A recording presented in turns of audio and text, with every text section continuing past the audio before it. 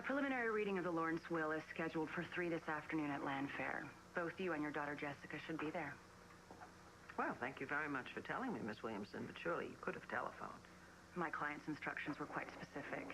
He wanted you both notified personally. You're both specifically mentioned. I see. Well, fine. I'll make sure that Jessica knows. Frankly, this is an empty formality. Mitch Lawrence coerced my father into changing his will. Therefore, anything that Mitch might have is not his to give and will soon be null and void. So whatever pathetic little gift he might have made us is meaningless. See you at 3 o'clock. Thank you. I'll see myself out. Boy, am I not looking forward to this. I suppose I should tell Jessie, though. Jess?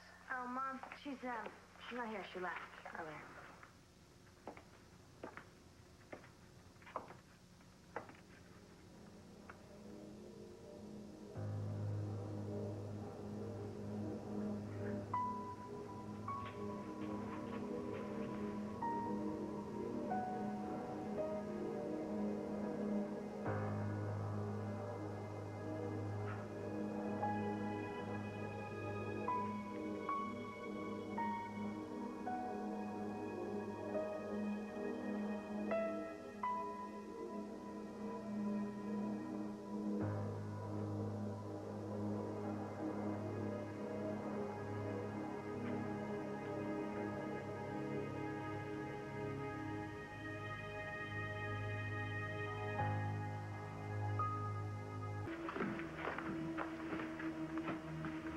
You okay?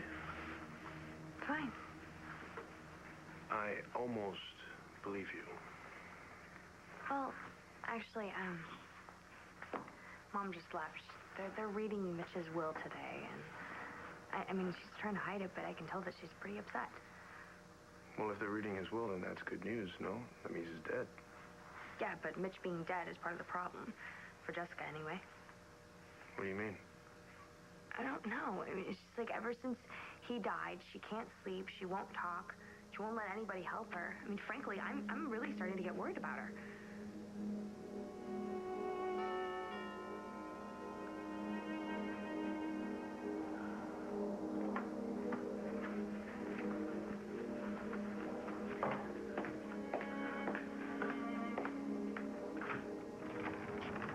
Jessie?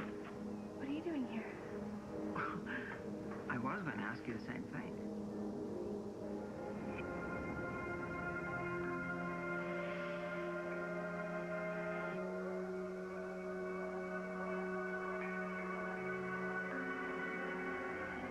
I can see. Look, Natalie, don't worry about Jessica. She'll be fine. She's a strong girl. Yeah, but Mitch's death, it really hit her hard. You know, everybody hated him, but he's her father. And, you know, she just feels like nobody understands. Now she's cut herself off from everyone. Even from you? Yeah, that's why I'm worried about her. I mean, I could care less about Mitch. There's got to be something I can do to help my sister. Well, maybe she just needs some time. Guys, I can't. I can't watch her go through this all by herself. It just... She's not by herself. She's with you and your mom and Joey, and she knows that. Yeah, but she's not opening up to any of us. You can't force her, Natalie. She's got to get there on her own. And you know, Jessica's a sensitive girl. She gets all worked up about stuff. But she's just like your mom, and in the end, she's going to do the right thing. I don't know why I came here. I mean, maybe I can't explain it anyway. I guess I just wanted to feel closer to him somehow. Maybe that's a bad way to explain No, it. baby, there's no bad or good. That's just the way you feel, right? Mom, I just can't help thinking that he's dead, and I'm the only one who cares. I'm the only one who tried to reach out to him. Sweetie, Mitch Lawrence made it impossible for anyone to even want to reach out to him. I know. Maybe I'm crazy. No, darling, you're not crazy, honey. You feel responsible because he was blinded in an accident. And that's what it was, honey. It was an accident. It wasn't your fault. Neither was his death. You really have to stop blaming yourself for these things. There's more to it, Mom.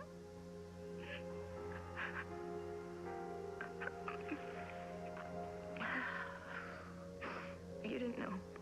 Nobody did. We knew him well enough to know that he was a truly awful man. I know. I know. He was cruel, and he was vengeful, and he did horrible things. Well, that's putting it mildly. But horrible things happened to him. He was so hurt. He was so damaged. He told me about it one time. He told me about his childhood and the things that he told me, Mom, they helped me understand. Okay, you said that. I know. His father was a minister. Did I mention that? Yeah. He was a religious fanatic. He was horrible. He was strict. He was cruel. He locked Mitch in a closet. He was scared. He was scared to be alone. He was terrified of the dark. And then when he went blind, his whole world went dark because of me. No, Jessica, not because of you. Yes, it was. His father killed his brother. His brother. He was just a little boy. Mitch tried to protect him, and he killed an innocent little boy. That's really horrible.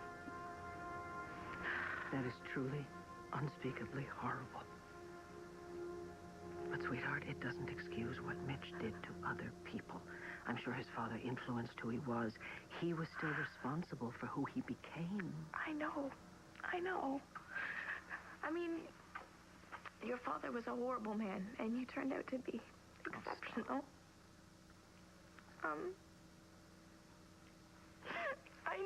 I know that, nothing excuses what Mitch did. But just like you and Grandpa Victor, this horrible man is my father, and, he's where I came from, and I guess I just wanted to understand.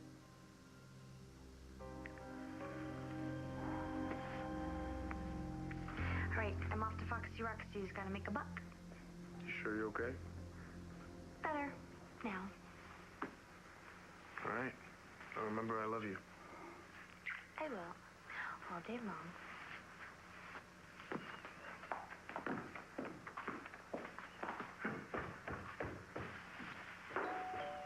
I'll get it.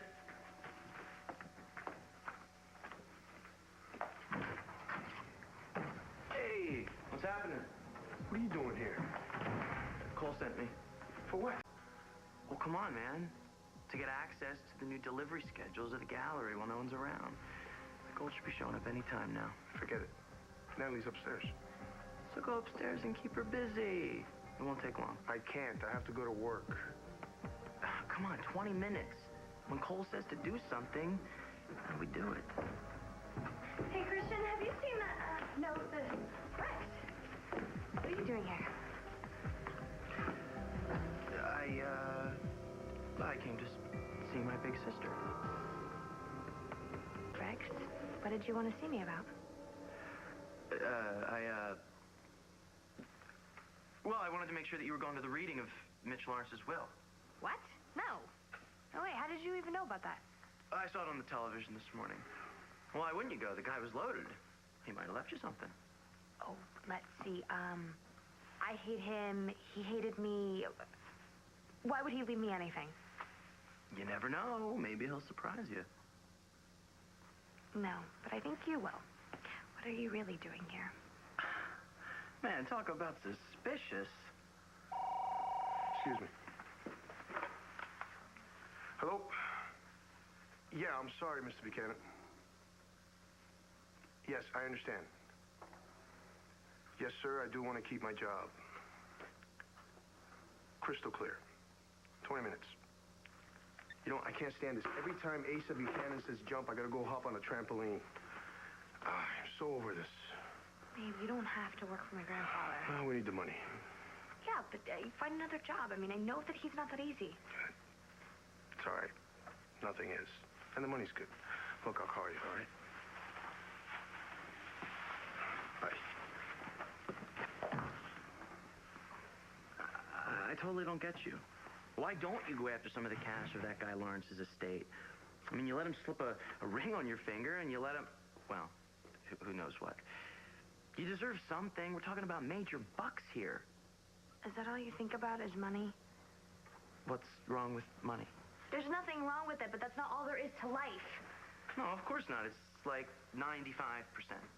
Oh, my God, will you listen to yourself? Your priorities suck.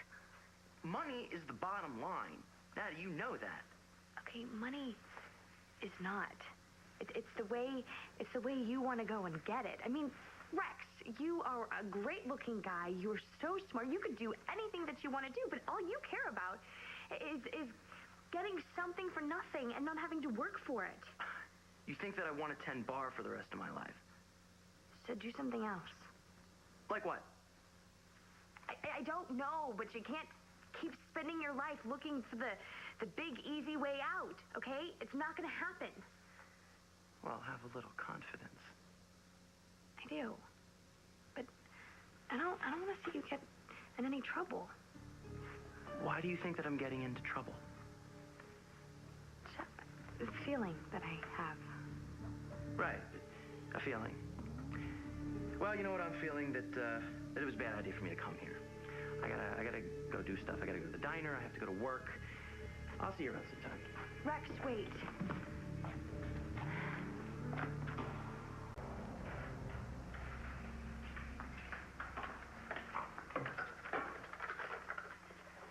Good, Jessica. You're alone. No, my mom's in the kitchen. Oh, good. I'm sorry that I didn't get back to you. I don't know what happened to the time. I know that you were upset. Yeah, I'm still upset, Dorian. Well, of course you are. And we're going to talk about it. We really are. It's just, I have to make sure that what happened the other night at the theater is never mentioned to anyone. I must know that you intend to stick with our bargain. I'm sorry, Dorian. I'm not sure that I can.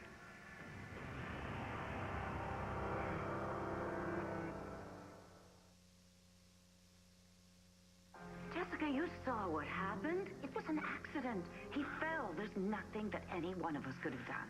Except not to have been there in the first place. But we were. We lured him there, and now he's dead. He was my father. I'm sorry to have to remind you of this, but he wouldn't have fallen if he hadn't been blind. Are you saying this is my fault? Well, after all, you were responsible for his blindness. How dare you blame Jessica for what happened to Mitch? Oh, I wasn't. Yes, you were. This is a new low, Dorian, even for you. And it's preposterous because nobody even knows what happened to Mitch. The police don't know if it was an accident or suicide or murder. You leave her alone. I certainly was not accusing her of anything. Yes, you were.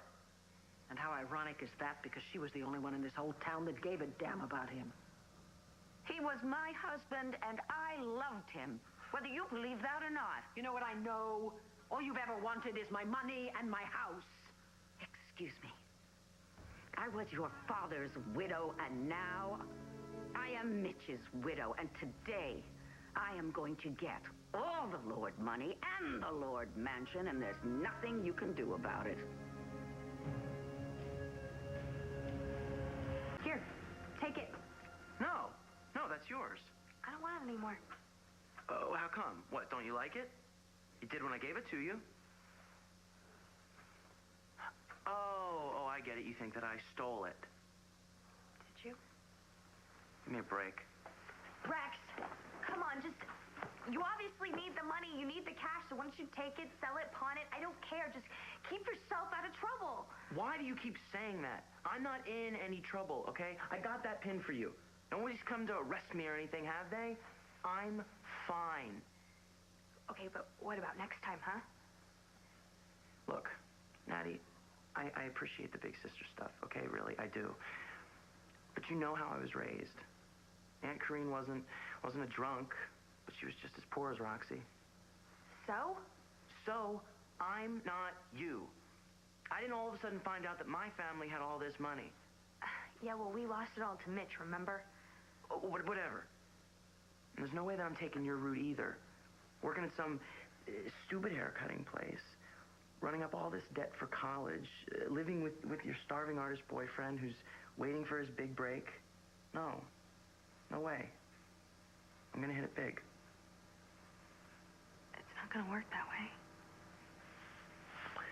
I'll make sure that it does. How? Don't worry. I can take care of myself. I always have.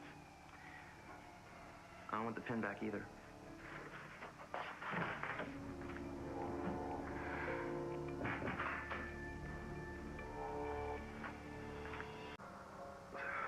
There's something I need to know. You can help me. My daughter, Jessica. Any word of her? They threatened to kill her. Did she escape? I'm begging you. For God's sake, tell me, please. Is she alive? I, Mitchell Lawrence, a resident of the County of Lantano, Commonwealth of Pennsylvania, do hereby make, publish, and declare this to be my last will and testament. I'm certain there are very few people mourning my death. Consequently, it's only fitting that equally few should benefit from it. Let's start with Victoria, whom I trust is present on what will be for her a happy occasion. Vicky, you took everything in life that should rightfully have been mine. To this moment, I have neither forgotten nor forgiven. So in that spirit, I took something equally precious from you. Your daughter, Natalie. And for a brief moment, your daughter, Jessica. I had only a brief time with our beautiful baby girl before she was returned to you. That time meant more to me than I can say, because I knew, during all the years while Jessica was growing up, you'd never know she was my daughter. Now you do. And that, dear Vicky, is what I leave to you. The certain knowledge that from now until the end of time, you can never change the bond that is between us. It's the one thing we'll share for all eternity. Jessica is as much mine as she is yours.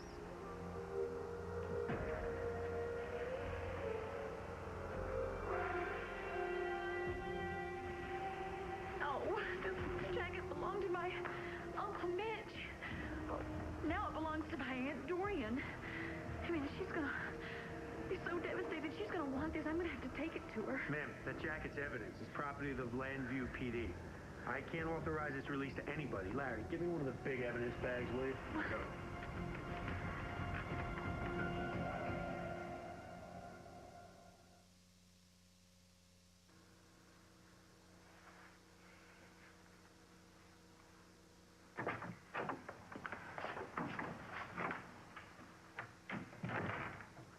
What's wrong?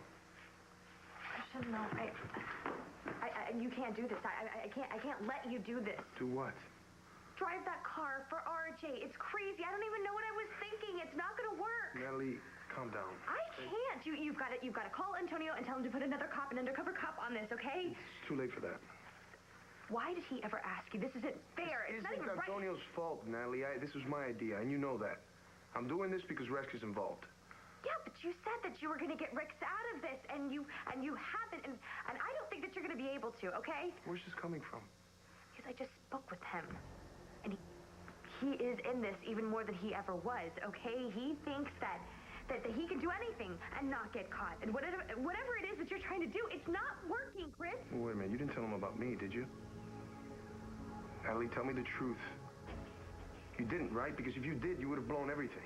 No, I didn't. All right, where is he? Why? I want to make sure he doesn't suspect anything. Tell me where he is. He's at the diner, but Christian, wait. I'll call you later.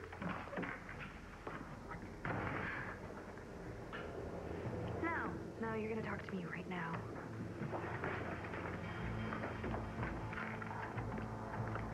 Jessica. Is anyone there? Please talk to me. Is my daughter all right?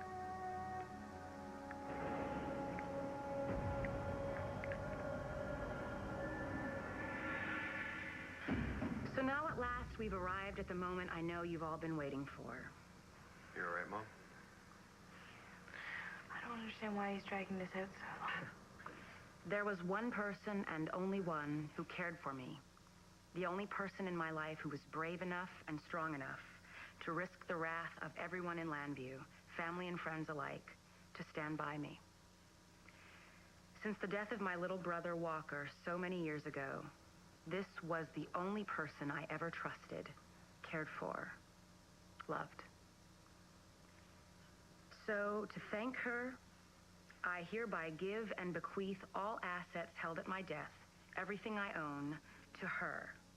My entire estate, my home, my fortune, my newspapers, all my holdings, everything.